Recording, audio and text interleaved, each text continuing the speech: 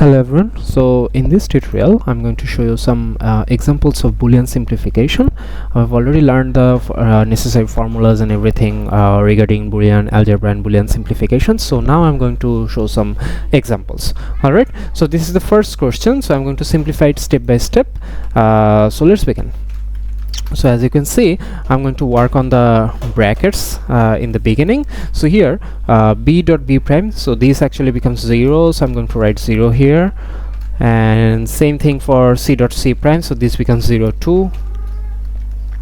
Okay, and c prime plus 1, so this is actually 1, because if you put 1 into an OR operation with anything, then it becomes 1. So c prime plus 1, so this actually becomes 1. And for the remaining part, as you can see, b prime plus b, so this is 1 2, so I'm going to write 1 here, and the rest of the part stays as it is. Alright, so in the next line now, let's see what we can do. So I'm going to work on the brackets again. So here a prime stays as it is, and b prime stays as it is. So a dot 0, so this is actually 0. Alright, so this is actually 0, so I'm going to write 0 here, and there the same formula all over again. So a prime dot 0, so this is actually 0 2. Okay, so 1 remains as it is, and b prime c dot 1, this becomes b prime c, and the rest of the part stays as it is. Okay, so for the next part now, as you can see, a prime plus b prime dot 0, this becomes 0, and this 0 was already there, so I'm just going to write 0, and 1 stays as it is, and the remaining part stays as it is. So for the next line, a prime plus 0 plus 0, so this whole thing now just becomes a prime. 1 stays as it is, and the remaining part stays as it is. So for the next line, a prime dot 1, this means a prime, and the rest of the part stays as it is.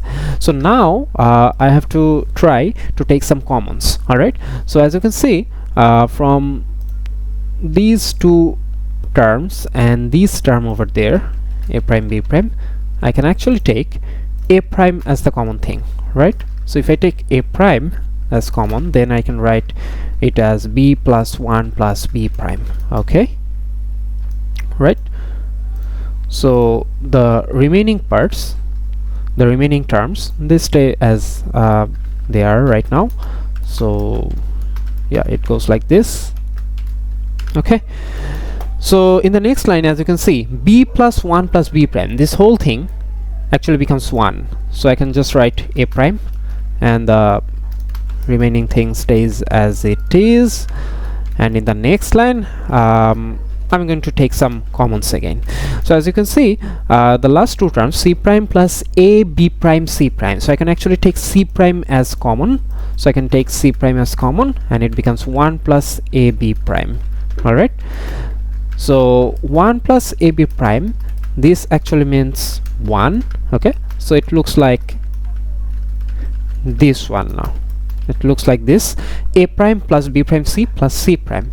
So we're almost at the end of this simplification, and now for the last two terms, I can actually put distributive law. I can actually put distributive law between these two terms over there. So b prime c plus c prime, so it can be written as b prime plus c prime and c plus c prime. Okay, so we all know that b prime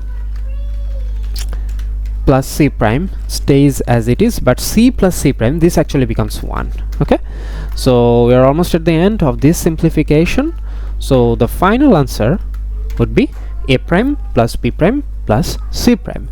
So the initial question was quite a large function, as you can see, but when you simplified it step by step correctly, then the final function just becomes a very small simplified function like a prime plus b prime plus c prime. Alright, so that's it for this simplification. So in the next tutorial, you are going to see an example of another simplification. Okay, thank you.